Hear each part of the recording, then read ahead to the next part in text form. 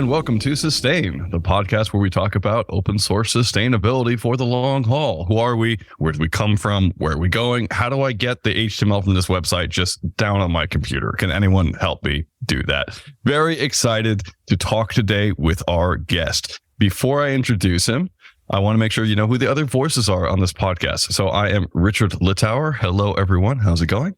And then we also have today my lovely co-host, a sweatered in green, Leslie Hawthorne. Leslie, how are you? I'm doing very well. Thank you, sir. And for real today. For real. Excellent. I think I tried to say N sweatered and failed, but I liked N sweatered and I'm using it from here on out. Great. Let's do that. All right. Welcome to the Linguistics Podcast. For the rest of this podcast, we're going to change conversation and talk about code. We have today Daniel Stenberg on. Daniel is, of course, the lead developer of the cURL project. So we're very excited to have him on. Daniel, calling all the way from Stockholm. How are you doing? Oh, hello. It's a good day here. I'm lining up my ducks for a release tomorrow. So taking it easy, peppering things. It's a good day. Excellent. That's exciting. I have so many questions. I think just to start, can you tell us more about the cURL project and how you got to be involved with it? It's a long story. So we just turned 25 years. Congratulations. Almost 2 months ago. So I started back in late 1996, actually. I was writing an IRC bot at the time, and I wanted to add a currency exchange sort of command line, actually. So you could ask the bot, how much is this currency in converted today? And then I needed a way to download those currency rates every now and then, set up a cron job and download something. And I just needed a little tool to download something. And I found an HTTP site then that hosted a bunch of currency rates. There wasn't Google, so I didn't Google for it. But I found a tool called HTTP GET that could actually get data over HTTP. It was 300 lines of code at that point of time. It worked almost the way I wanted to. So I sort of, as you do, patched it and I sent the patches back to the creator of that tool. So I used that then to kickstart my currency exchange thing in the bot, and everything was fine. And I fixed a few more bugs and I sent the guy, Raphael, more patches. And he actually rather quickly grew tired with my sending patching to him. So he basically told me, so you can take over the maintenance of this little tool if you want to. Don't bother me with it anymore. So I became the maintainer of HTTP GET, I think by the end of 1996. And then I did a few more releases, and then I found another currency site that hosted currencies on Gopher. So I added Gopher support, and then HTTP GET was a silly name because it wasn't only HTTP anymore. So I changed it to URL GET, much better. I added FTP support also then during 1997. In 1998, we added upload support, and then URL GET turned out to be a silly name as well because it wasn't GET anymore only. I changed them again to cURL in 1998. And I kept the version numbering. So I actually released cURL version 4 in March 1998. At that point, we were at 2,000 lines of code and 24 command line options. Amazing. I love the idea of, I don't want to maintain this anymore. Can you do that? And 25 years later, you're still doing it. So that is... Yes, exactly. You just mentioned at that point, you were 2,000 lines of code. How many are you at now? We just passed 160K. So basically 80 times in 25 years. That is intense. Tell me a bit about the community behind cURL. How many other maintainers do you have in the project? How many people will come in and out? It has been a gradual growth, all from the beginning, sort of. So as I mentioned, when I released the first version of cURL, that wasn't just me. Even then, those 2,000 lines of code that went, I didn't write all of those myself. So since that time, people have contributed. And we have been, I would say, a small amount of maintainers ever since. People are come and go, of course, over time. But we're usually around maybe 10, 20 people who have been part of the project for a number of years. And then we have a very long tail of, I would say, most of them single-time commit authors, but people who contribute. We get a lot of pull requests, a lot of bug reports from people just finding something, contributing something, maybe once or twice, and then we don't see them again. I think this morning I counted 1,142 commit authors in the cURL repository. So that's quite a lot of people who have helped out. And looking at the numbers, you can see that over 60% of them only ever contributed once and then never again. But they tend to view that as something good anyway, because everything that helps the project forward is good. I want to make sure that they can participate and come back again. but it's also not necessary in case they don't find anything more or they don't have any more time or energy or whatever. It's still taking the project forward one notch is still better than not. Couldn't agree more. When you talk about time and energy, a lot of that is related to funding. You, of course, have to eat. So how have you funded cURL development? For the first 21 years, I had it as a spare time project. So then that basically had my quote unquote real job on the side. And I did my cURL work on my spare time, usually late in the evenings when the rest of my family went to bed. I spent time on cURL. And in 2014, I started working for Mozilla and on the Firefox networking, and they actually allowed me to spend some of my work hours on cURL stuff.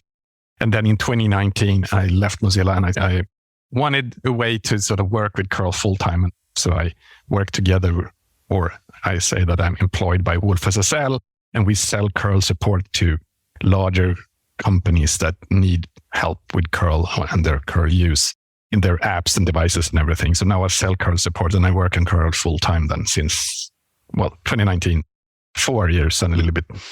Can you tell me how you managed to get support contracts for something that's given away for free? I know cURL is being used everywhere, but I'm just kind of curious, how did you swing that? It is a challenge, actually. And it's not only do I give it away for free, but I've been giving it away for free for such a long time. Then we have polished away most of the silly bugs or other problems, and it works on a lot of platforms already. So yes, it is a challenge to say, sure, it works flawlessly on all your platforms, but please pay me. It's one of these things I try to work with. And of course, when I talk to customers or potential customers, I emphasize that it's better for them to focus on their stuff and expertise, and you let the cURL related stuff on me so that I can help you do your stuff better, use cURL better and more effectively. And you don't have to spend a lot of time and understand how to do it. Sort of a win-win thing. I get money to do cURL stuff and you can keep doing your stuff, and it's sort of a better trade-off. But it is a hard sell anyway. So usually, actually, my biggest way in to almost all my customers is when they run into a bug. So I have this weird incentive to not do it too good, because when they run into a bug, particularly when they get stuck on something and there's possibly a little time pressure somewhere, that's where I get my best support contracts. Come in here, fix that problem, and then they sort of understand the point of me being close, and my ability to help them in a short period of time is a good thing for them because they can unstuck their problems immediately when they have to. So, Daniel, when you run across folks who are in a tight spot and then they agree to a support contract, do they stay with you long term after that because they recognize the value? Yes, mostly. As I said, I only have 4 years with this yet, so I can't say that I don't have oceans of experience. So, and I don't have a huge amounts of customer either. But yeah, it seems that once they're on board, they value the safety in this, that I'm here and I understand their problems and they can just quickly ask me for questions or help or whatever when they need to. I'm always just curious because when I spoke to you briefly in Stockholm, you didn't seem to be particularly distressed that you were giving away free software at no cost and weren't necessarily getting an equal amount of support in return. And you also noted to me that you didn't feel like you were burned out by being in this situation. And I thought, this is nothing short of a miracle. We must talk to Daniel about how he maintains this great feeling of positivity and generosity. He himself also needs to put food on the table. Yes, it's easy for me to have this calm and relaxed attitude for as long as I have enough number of customers, right? So that it's not a challenge for me. I'm not on the brink of falling off the cliff. Because if I would, that would possibly have put me in a different situation. So as long as I have enough number of customers that can actually make sure that I get my paycheck every month, then I'm good. And then I'm in a rather fortunate position. And then I'm just happy to be able to do this. Once that is sort of arranged and I feel that I have a confidence that this is an ongoing thing that works, then it's more of a, how do I deal with the everyday pressure and people putting things on me in responsibility and having things in 20 billion installations? Is the sort of, should I be scared when I do a release? What's happened if I do something wrong and the possibility that everything burns? So sure. But then I think it's just a matter of first, just plain old engineering, like making sure that I do everything as good as possible with testing and verifying and reviewing and blah, blah, blah, all of that, sort of all the engineering stuff as good as possible. And then try to lean on that. And then it's just probably also a personality thing with me that I'm rather good at not getting stressed up by people piling up things. But I'm rather good at having the position that when you've been around for a long time and you know that if things go well, I can be around for a long time further as well. It doesn't really matter if we solve the problems right now or next week or next month. So it doesn't matter if we pile up a bunch of issues now, we'll get to them so that we just slowly churn through them when we need to.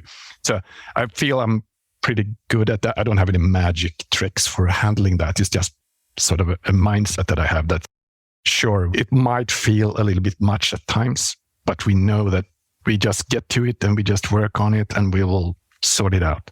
And of course, we are now at a pretty good situation. So we're generally good, right? So even if someone finds a bug somewhere, which of course people do all the time, they're rarely of that sky is falling kind. They're more sure that's a small thing for someone, but the huge majority of users, they will never even find that or think about that. So it's a position where we have ended up that makes it, I think, as a pretty good situation to be in. I'm curious about what you said about personalities. Obviously, personalities are things that you don't necessarily control as a developer. It's just sort of how you've grown up and where you are. But I'm wondering, did you have any moments in the past 25 years where something you read or someone who told you something really stuck and said, oh, okay, I can worry less. Oh, I get this now because it's a whole lot easier. I just want to know what helped you develop this mindset of, you know what, things will be fine. Is it just time?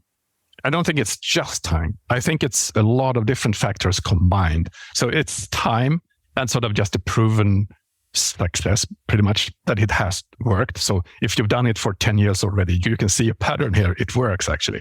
But then on top of that, then so that we have all the test cases sort of, and we can refactor code a lot of times. And thanks to the test cases and everything, we can see that it actually works to do this. So sort of we can prove to ourselves that the test cases allows us to be fairly sure at some things at least. And then, of course, looking at just the huge install base and the feedback from users and everything. So it's all of that together, I think, that makes me not panic. Let's think of cURL as kind of, at this point, a lifestyle business, right? It's mainly you, but are you planning on growing to 100 different people who are on payroll? Probably not, right? So are you happy with where it is? Do you have aspirations for more? I want it to be more because I think it's better when we would be more. And during periods of times, we have been more, sort of when we have opportunities to hire others. So, for example, for the last 6 months, I've hired Stefan on full time. So we've been 2 in the project working full time. And I think that's exactly sort of twice the amount. That really made me feel how good it is to have someone to bounce things with on a more day-to-day basis, rather than just that you don't really know if anyone will respond or when. When everyone is a volunteer, you don't really ever know what to expect. You can't really demand anything from anyone, and you can't really expect that timing and everything. So it's that short period of time really made me feel that it's really nice, and it would be good. I think it would be good for the project. It would be nice for myself personally if we could do that. So I hope to, but it matters a lot on how the financial side of everything goes. Okay, so if it's okay, I'll step in with a shameless plug for Wolf SSL, and we'll include a link to the company in the podcast notes, because clearly if you're looking to grow and expand the number of people who can be supported, then there needs to be more people looking at those services. So we'll make sure to include that. I actually also wanted to understand more about how it is that you came to that particular arrangement. I believe you were at Mozilla, you were also working independently. Like, how did you get engaged with these folks, and why are you working with Wolf SSL? So when I had a cURL as a spare time project, I had that idea that I wanted a way to make sure that I could work with cURL, but pretty much have someone pay for it. And how do I get someone to pay? Back to the question, right? I give away the code. I don't want to change that. I don't want to change the license. I don't want to change the conditions for how I actually distribute cURL. So that's one of the things I really want to maintain. So I wanted to figure out a way how to then get someone to pay me to keep doing this. And how do I scale up the business? Sort of how do I go into a support business myself? That's a really challenging position, and it's hard to ramp up. I would do all this sales. I would do all the support. I would have to have communications. And I'm not a salesperson. I'm an engineer. I'd rather be productive with my code, sort of in my chair, in my house. Sort of looking back, I work with Wolf SSL. Wolf SSL is an American company. They have American salespeople. Most of my customers are American, pretty big companies. It's actually an awesome setup having American salespeople and a first line of support people in the US talking to those American companies. So the reason I found them and we work together and I sort of work and I sell support through Wolf SSL is basically because I know them since years before. They're friends of mine. So we have talked about this back and forth over the years. If I ever wanted to do, we could do it this way. So how do I take the step up from doing it completely spare time to doing it full time? It just seemed like an excellent way to take that sort of huge step in one go. And from 1 month having it spare time, the next month getting a salary for doing it full time. So they took a lot of risk then because we didn't have a single customer, of course, when we started this. So they took that risk and they believed in this from the beginning. And the idea is that if things go well and if we grow enough, we could fork it off and make it a separate, we can make it a cURL company if we feel that's better than having it under Wolf SSL at some point. So we're all perfectly willing or open to do that if we deem that to be a better way to do it. I've kind of more of an ecosystem question. You're in a really lucky spot where you've had the ability to work on this for a score of years, sort of part-time, and then get paid for it, which most people don't have that ability. You're also working on a really awesome library that's really useful. It's like 20 billion people can't be wrong and that they don't need this thing, right? They're all using a thing that's really great. And I'm just curious, clearly this is a one-size-fits-you type thing, but do you know whether or not your approach could be adapted for more of the open source ecosystem? How do you see yourself as part of a wider movement of funding individual maintainers to work on their code? Well, I think the kind of support deal that I sell and offer, it requires that the library in question has a certain size or a certain position, a certain role and importance among the applications or users here. Because I would imagine that there are probably, and I'm sort of involved with other libraries as well, that certainly would have a harder time to get sold or offered in the same way because they're simply too small or maybe even more frictionless. So it's really hard to offer a support contract to them. So I imagine that it really requires a particular kind of project and possibly person to fit this. So I don't think it's a match for everyone. I'm sure it's not. But on the other hand, I also imagine that there are ones that have a much easier job of selling support and getting contracts. So they would more easily get more people involved. I don't want to mention names, but whoever I talk to, when I talk about my business side of cURL, there's always going to be a bunch of examples selling for a huge amount of much more money than I do every year, and also giving away the code for free. And then it comes back to that, what's the experience or how do you compare with others? It's really hard to compare with others, right? Because all projects, all humans here are all involved are unique and in a different position. And I guess every project are even in different positions, like how mature is it? How common is it? How many issues do you have? Things like that. Because all those potential customers, they don't pay me out of the goodness of their hearts, right? They pay me because they think it's good for their business. And we're all in different positions there, I think. Yeah, that makes sense. When you think about support contracts, obviously you're thinking about bugs, which, as you mentioned earlier, are mainly edge cases at this point. They're not fundamental things. I'm curious if you have any thoughts around something like zero-day exploits for cURL. Because it did happen with, say, Heartbleed, right? So Heartbleed was a couple of people who were working basically part-time, and then there was an exploit, and they fixed it really quick. cURL obviously isn't used in the same space, but I'm just wondering what you think about having support contracts given your position and those sorts of security issues going forward. Yes, I mean, security is a very important area. I spend a significant amount of time and effort on making sure that we don't have them. And when we have them reported, we work with them and find solutions and write up all the details about them and stuff like that.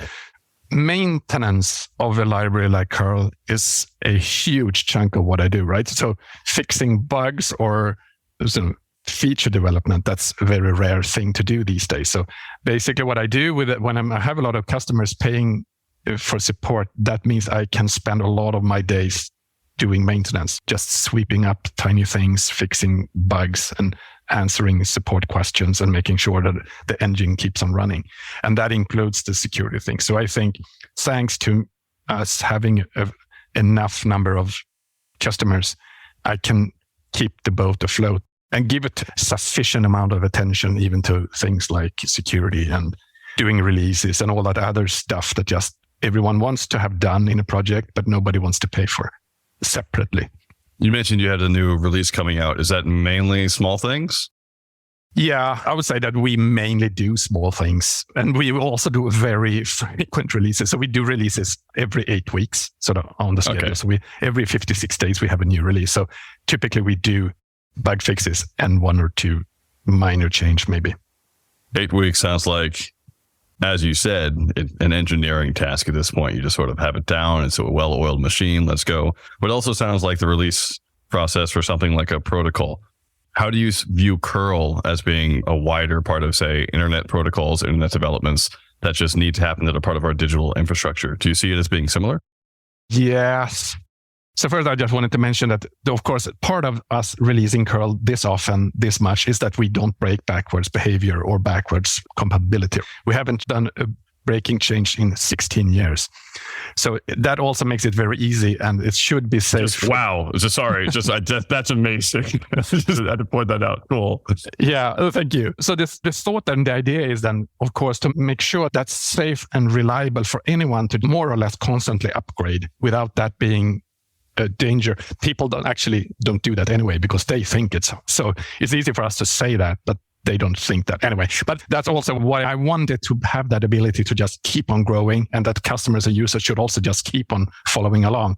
And that sort of goes into the role and position that cURL then also has in the general transferring stuff over internet, because it's really widely used. And I want to make sure that people are doing internet transfers the best and most effective way they can do it if they use cURL. That's also a reason that to make sure that it is compatible in that way, because then users can always upgrade to the better way to do it, which is the latest release. And I want to make sure then, since I know that cURL has this role in a lot of places, in a lot of developers, tool belts, I want to make sure that cURL can also do things like the latest kind of protocols, because users are going to be wanting to fiddle with their new servers, also speaking the new protocols, and you want cURL to be there. So I also want to make sure that cURL is on the bleeding edge of what's possible and what's next in protocols in general. Can you tell me a bit about uncurled? Uncurled is just my attempt to write down a lot of my experiences and thoughts around how it actually works. How does it actually work for you to maintain or do something open source? Like the standard thing that you can be certain that a certain amount of people are going to be terribly rude when they appear in the project. That's just how things are. You don't have to like it. I don't condone it, and we shouldn't sort of let it happen to a certain degree, but you can be sure that it will happen. It's just one of those things. People are like that. Partly language, partly culture, but then also just being a weird name on the screen. It's very easy to, but that's just sort of an example of things that sure, you can be sure that happens. You can also be sure of that if you're participating in open source, you can also be sure of the opposite, that there's going to be a busload of really excellent and awesome people out there, possibly someone you never heard of, you never seen before, show up one day and have this awesome improvement for your project just out of the blue.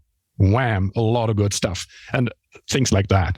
I love this. For some reason, you'll have to excuse me. This is an East Coast time zone thing. So I just woke up very early. I assumed Uncurled was another project. It is not. It is the best thing ever. And I immediately want to read it. So un.curl.dev is basically a book by Daniel listing all of this amazing information, which we will never get to on this podcast because there's just too much. It is quite, yeah. No, but it's great. It's really cool. I'm just clicking on the side and new questions are coming up. Okay, here's a question I had a bit earlier, if you don't mind me asking. You mentioned most of your clients are support clients. I'm seeing a whole thing here on donations. And I'm curious, what do many companies rather not say? This is sort of one of the mysteries of the world that I haven't really understood at all, is that I have, through the years, I've gotten contracts, pretty well-known companies approaching me to do feature development. They use cURL for XYZ, but they lack a particular thing. They think this extra thing would make their use of cURL even better. That has been included new protocols or extensions to protocols and things that match really well into what cURL is doing. So I sort of, awesome thing, someone pays me to do that because I wanted to do it anyway. But in many cases, they've insisted that I own all the copyrights. I shouldn't mention them anywhere. So they just sponsor my work to do it sort of, and they keep them out of the light. It's always sort of puzzled me why so many companies do that. And there have been a lot of different reasons sort of in theory, but I've seen it enough number of times that it's a pattern, certainly.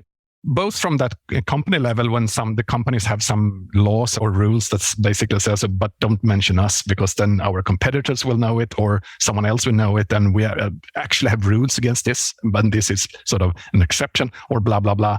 And all the way to the individual contributors who show up with this user 355929 as a new GitHub account as of yesterday and submits a huge PR. And you just know that's not the person, that's just the unknown guy. It's probably someone working at a well-known company somewhere who just wants to hide their origins and just show up with something without it being possible to trace them back to wherever they come from.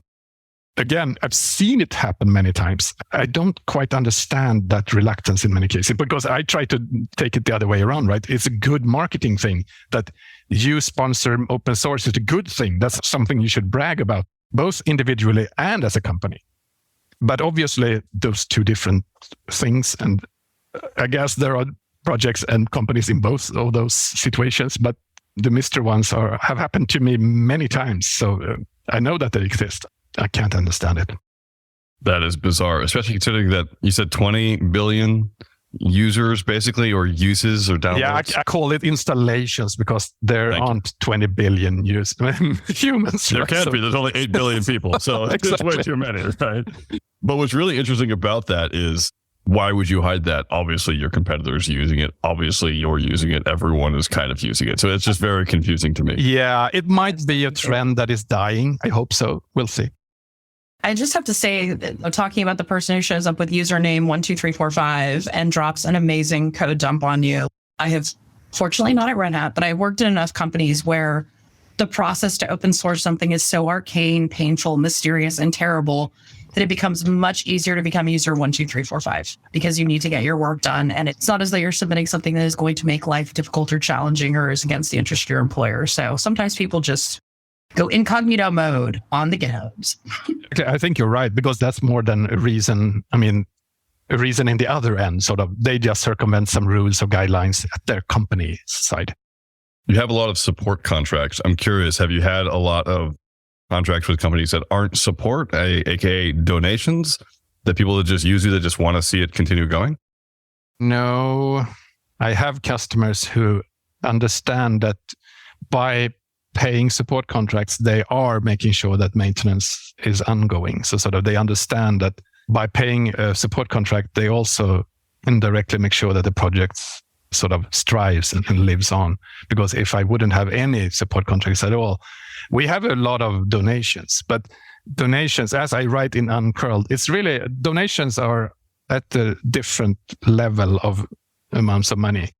Again, there are different examples in the world. You can find those who can do amazing things with donations. And I don't want to say that we have tiny amounts of donations. We actually have quite much donations these days, but they're still not at a level that kind of employ a lot of people, because donations, it's hard to extract that larger value from donations. You need to offer something more to these customers. Typically, that's at least my experience. So by offering a support contract, even if they don't take advantage of that support in the end, that's a way to get more money and provide more value to the companies. Daniel, I think maybe it's just your calm voice, maybe it's your personality and the fact that this has just kept going for so long. But it sounds like everything is easy for you. It sounds like this is, we've been doing this for 20 years. It worked well. I did it in the evenings. Then I got money for it. Now I'm getting paid for it. Everyone is happy. Nobody dies. What's hard? I'm an optimist by heart, and I'm very positive in my mind and spirit. And I think that's why you hear me saying things like this, because everything that is hard, I tend to overcome and forget about it. So from me looking back, it feels easy, even if it possibly isn't that easy all the time. there are many things that are hard in an open source project. I tend to view that the code and the tech, that's the easy part, right? So it's easy to write code. It's easy to do everything that. The hard part is the humans, the community, and interacting with others, all the cultures, languages, people, all of that. Of course, it's hard. I sometimes struggle with the fact that curl is used everywhere in both good and sometimes the terribly bad. I think I've had my fair share of struggles in the sort of the darker side of that, since I've death threats and I was denied going to the US for many years. Stuff like that I suspect has something to do with my name showing up in the wrong circles just because it's in the curl license. It's everywhere, sometimes in the ugliest parts of the internet as well. So things are easy, things are hard, but I'm certainly convinced, and sort of my motto, that just keep on doing it. We'll get to it, we'll fix it, and we'll overcome it. I did not know that you had death threats and were denied entry to the US. That is A, awful, and B, fascinating, which I'm sorry to put those together, but it makes sense from a stupid legislature perspective. It doesn't make sense given that it's just an open source license and you're not responsible for anything that people build on top of that.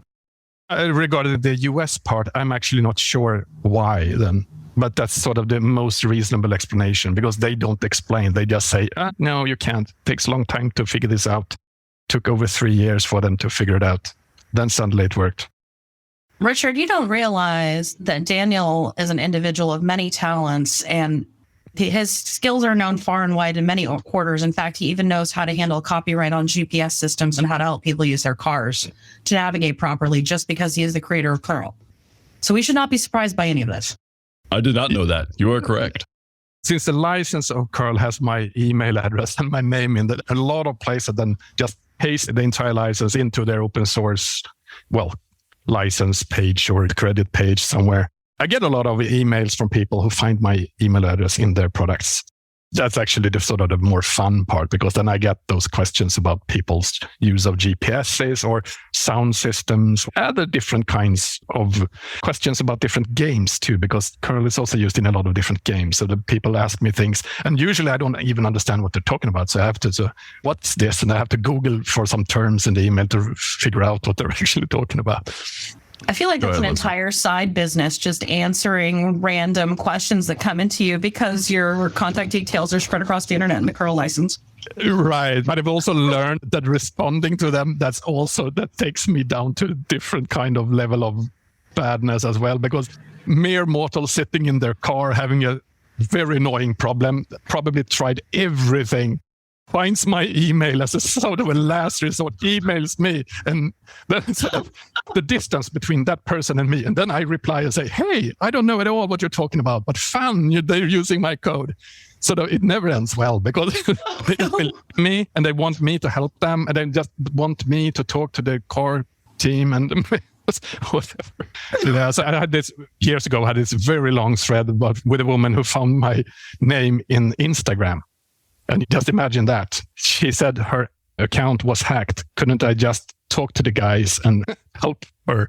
I tried to explain that I had no idea they even used my code, but it's fun, right? They used my code. She didn't think that was fun at all. And it took me a long time to convince her that actually I don't know them at all. I just wrote the code that they use. And once she was convinced, she then got back to me again later. It took a few weeks, and then she got back to me again and said, you liar. And she showed me a second screenshot with my name from Spotify on the same phone. So obviously, my name in 2 apps in the same phone. That's too much. Can't happen. That is excellent. I'm really glad you brought that up. It is part of the uncurled.dev. So go check out the email section. That's just great. I think that's a really good note to end on, actually. That's really light. It's clear. So besides on.curl.dev, where can people read about you and your works, and of course use curl online? So everything about me is on daniel.hax.se, haxx.se. Everything about curl is, of course, on curl.se. And I have this book also, Everything Curl, that is on everything.curl.dev, actually, which is a pretty big book on everything curl.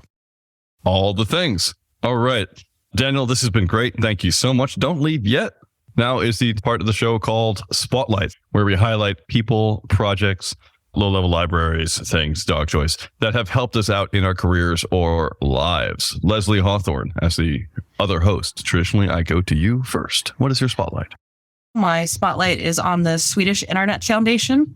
And I'm going to ask Daniel if you'll be gracious and pronounce the name in Swedish for me so I don't embarrass myself. They're called Internetstiftelsen in Swedish. These wonderful folks graciously about a month ago hosted an event on open source and public policy in Stockholm, Sweden at their offices. They treated all of us to a wonderful space, a very welcoming environment. They will be posting videos from that event later. Hopefully we can give those to the Sustain audience. And I also wanted to say thank you to Daniel once again for being our opening keynote speaker. That was really delightful. Thank you. That was fun. My spotlight today, I was thinking of what other low-level libraries do I use pretty often, and I decided to go with WC. It's probably the one I use the most because I like writing things, and then I like saying, can I stop writing now? Let's count how many things I've written. So WC is just really great. Do check it out. Cat would also be a very good option, I'm realizing, because I'd never use them but together. All right. And Daniel, what is your spotlight today? Talking about WC, then I would possibly just first highlight BC. That's sort of my go-to calculator for everything. No other calculator than BC. That's what I'm good with. But otherwise, I just wanted to highlight, of course, one of those sort of low-level, really awesome tools that you cannot go through a single day here in my factory floor is Valgrind, which is the most awesome memory sanity tool for anything. Especially useful when you develop in C like I do. Excellent. Well, Daniel, thank you so much, listeners. I hope you've enjoyed this podcast. If you have any thoughts, please let us know at podcast@sustainoss.org. You can also go to discourse@sustainoss.org or just sustainoss.org, which I just said for the third time, where you can read about the other podcasts and so on. The show notes, of course, of this will be online. Do check them out. And of course, like this podcast wherever you have downloaded it. That does help us out, and tell your friends. And again, thank you so much, Daniel. This was great. Good luck with everything. I hope you continue to find all the support you need so we can talk to you again in another 25 years. I'm sure. It'll work out.